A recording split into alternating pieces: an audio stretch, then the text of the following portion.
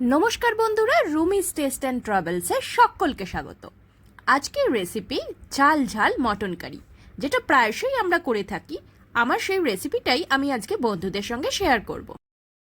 আমি 500 গ্রাম মটন নিয়ে নিয়েছি। তার মধ্যে আদা রসুন পেস্ট, দই, নুন, হলুদ, জিরে ধনে গুঁড়ো আর সামান্য একটু সর্ষের তেল দিয়ে 1 ঘন্টা ম্যারিনেট করে রেখেছি। আপনারা চাইলে আগের দিন যেদিন রান্না করবেন তার আগের দিনও ম্যারিনেট করে রাখতে পারেন।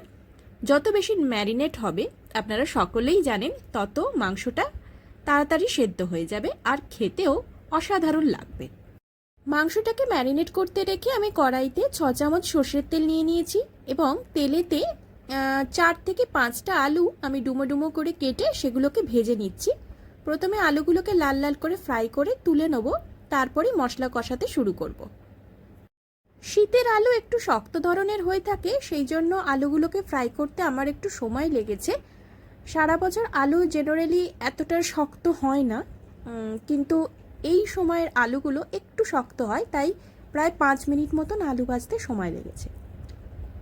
পর কড়াইয়ের তেলে তেজপাতা আর গোটা গরম মশলা দিয়ে দিয়ে আমি 3টে পেঁয়াজ খুব পাতলা পাতলা করে কেটেছি, সেগুলো ভালো করে ভেজে নেব। ঠিক ফোড়নের গরম মশলার গন্ধ উঠলে আমরা পেঁয়াজগুলো দিয়ে দেবো। তারপরে পেঁয়াজগুলো প্রায় একেবারে ভাজা হয়ে যাবে, মানে পেঁয়াজগুলো প্রায় চুপসে যাবে, সেই অবস্থায় আমরা মশলা দিতে শুরু করব। অনেকে পেঁয়াজ পেস্টও দিয়ে থাকেন, কিন্তু আমি ব্যক্তিগতভাবে পেঁয়াজ পেস্ট দিই না, পেঁয়াজগুলোকে ভাজতেই বেশি পছন্দ করে থাকি। আপনারা যদি চান তাহলে পেঁয়াজ পেস্টও দিতে পারেন, সেক্ষেত্রে কোনো অসুবিধা নেই। এমনকি ম্যারিনেটের সময়ও অনেকে পেঁয়াজের পেস্ট দিয়ে থাকে। আমি ম্যারিনেটের সময় পেঁয়াজের পেস্ট দিইনি, পেঁয়াজগুলো ভাজা পেঁয়াজই প্রেফার করে থাকি। এরপরে আদা রসুনের পেস্ট দিয়ে দিয়েছি। আদা রসুনের পেস্ট আমি এখানে কম দিয়েছি, যেহেতু ম্যারিনেটের সময় আদা রসুনের পেস্টটা একটু বেশি পরিমাণ দিয়েছি, সেই কারণে ব্যালেন্স রাখার জন্য এখানে আদা রসুনের পেস্টগুলো একটু কম দিয়েছি। এরপরে আমি নুন দিয়ে দিয়েছি, আর নুনের সাথে সাথেই দিয়ে দেবো টমেটো পিউরি। টমেটো পিউরি আমি এখানে 2টো টমেটো মিক্সিতে পেস্ট করে রেখেছিলাম, পিউরি করে রেখেছিলাম, সেটাই দিয়ে দিয়েছি। আমার মনে হয় টমেটো পিউরি করে নিলে তরকারির স্বাদটা আরও বেশি খোলে, যেহেতু টমেটোটার সেদ্ধ হতে অনেকটা সময় লাগবে, সেই কারণে পিউরিটা করে নিলে চটজলদি হয়েও যায় আর স্বাদটাও টমেটোটা একেবারে মিশে যায় বলে তরকারির সঙ্গে, কারির সঙ্গে, গ্রেভির সঙ্গে খুব ভালো লাগে খেতে। এরপরে দিয়ে দিচ্ছি হলুদ আর জিরে ধনে গুঁড়ো পরিমাণ মতন। আমরা ম্যারিনেটের সময়ও হলুদ জিরে ধনে গুঁড়ো ব্যবহার করেছি, এখানেও কারির ক্ষেত্রেও আমরা কারি যখন করব তখনও আমরা হলুদ আর জিরে ধনে গুঁড়ো দিয়ে দিচ্ছি।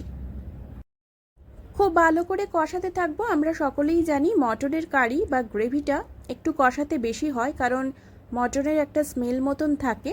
খুব তাড়াতাড়ি যে রান্নাটা হয়ে যাবে এমন কোনো ব্যাপার নয়, বেশ অনেকক্ষণ ধরেই মশলাটা কষাতে হবে বা মাংসগুলোকেও কষাতে হবে। এরপরে দিয়ে দিচ্ছি, মশলা থেকে প্রায় একটু একটু তেল ছাড়তে শুরু করেছে, তখন আমরা দিয়ে দিচ্ছি ম্যারিনেট করা মাংস। আমি ম্যারিনেট করে রেখেছিলাম 1 ঘন্টা মতন। আপনারা চাইলে আগের দিন রাত্রিরেও করে রাখতে পারেন বা 2-3 ঘন্টা আগেও ম্যারিনেট করে রাখতে পারেন। মাংসগুলো হাতে ধরেই বুঝতে পারছি অনেকটা সফট হয়ে গেছে ম্যারিনেটের কারণে। এরপর মাংসগুলোকে খুব ভালো করে কষাতে হবে, যাতে মশলার সাথে মাংস একেবারে মিশে যায়। আমার মাংসের পরিমাণ 500 গ্রাম মতন রয়েছে, তাই খুব একটা বেশি সময় আমার লাগবে না। তাও মশলা কষাতে, মাংসর সাথে গ্রেভি মেশাতে প্রায় আমার সময় লেগেছিল 20 থেকে 25 মিনিট মতন। মাংস কম বেশি হলে সেটার পরিমাণ বেশি বা কম হতে পারে। এইভাবে আমরা মাংসটাকে খুব ভালো করে মিশিয়ে দিচ্ছি মশলার সঙ্গে, আর অল্প অল্প জল দিচ্ছি। জলটা কিন্তু সামান্য উষ্ণ গরম করে নিতে হবে, কারণ বেশি মশলা পড়লে কড়ার তলার দিকে একটা ধরে যাওয়ার সম্ভাবনা থাকে। আমি ম্যারিনেট করা মাংস দিয়ে দেওয়ার পরে 4 থেকে 5টা কাঁচা লঙ্কা দিয়ে দিচ্ছি, ফাটিয়ে দিয়ে দিয়েছি। আপনারা চাইলে কাঁচা লঙ্কার পরিমাণ বাড়াতেও পারেন কিংবা কাঁচা লঙ্কা পেস্ট করেও দিতে পারেন, তত স্বাদটা ভালো হবে। গরম মশলা আমি এখানেই দিয়ে দিচ্ছি। গরম মশলা দিয়েও বেশ খানিকটা সময় ধরে আমি কষাতে থাকবো। মটনের কারিটা ঝাল ঝাল মটন কারি, সেই জন্য লঙ্কার পরিমাণ যতটা বেশি দেবেন ততটাই খেতে ভালো লাগবে। তবে আর একটা কথা আমি বলে দিই, আমি কোনো রান্নার ক্ষেত্রেই কাশ্মীরি গুঁড়ো লঙ্কা ব্যবহার করি না। পুরোপুরিভাবে রান্নার রেসিপি আমার হয়ে থাকে কাঁচা লঙ্কার উপরেই ডিপেন্ড করে। এরপরে কুকারে আমি মশলাটা খুব ভালোভাবে মাংসের সাথে মিশিয়ে নেওয়ার পরে কুকারে দিয়ে দিচ্ছি। কুকারে আমরা সামান্য জল দিয়ে 7টা সিটি মতন দেব। মাংসগুলো টোটালি ডুবে যাবে এরকম মতন জল দেব, খুব বেশি জল কিন্তু দেব না। আর একটা কথা, আমি এখানে মানে আগেই কিন্তু ফ্রাই করে রাখা পটেটোগুলো দিই না। মাংসটা সিটি হয়ে যাওয়ার পরে মাংস পুরোপুরি প্রায় সেদ্ধ হয়ে যাবে, তারপরে ভাজা আলুগুলো আমি দিয়ে দেবো। গ্রেভিটা খুব সুন্দর দেখতে হয়েছে আর খেতে তো অসাধারণ হয়েছেই।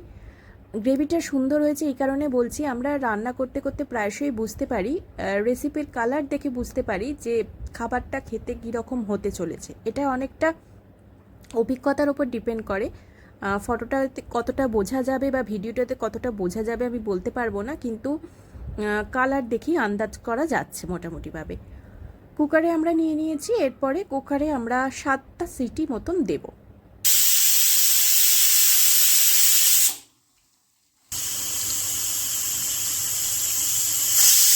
কুকারে 7টা সিটির পরে পুরো সিটিটা বেরিয়ে যাবে, সমস্ত সিটিগুলো বেরিয়ে যাওয়ার পরে আমরা কুকার খুলে দেখব মাংস একদমই সেদ্ধ হয়ে গেছে। তখন আমরা ফ্রাই করে রাখা আলুগুলো এক এক করে দিয়ে দেবো। দিয়ে এখনও প্রেশার সিটি দেব আমরা 1 থেকে 2টো, খুব বেশি লাগবে না।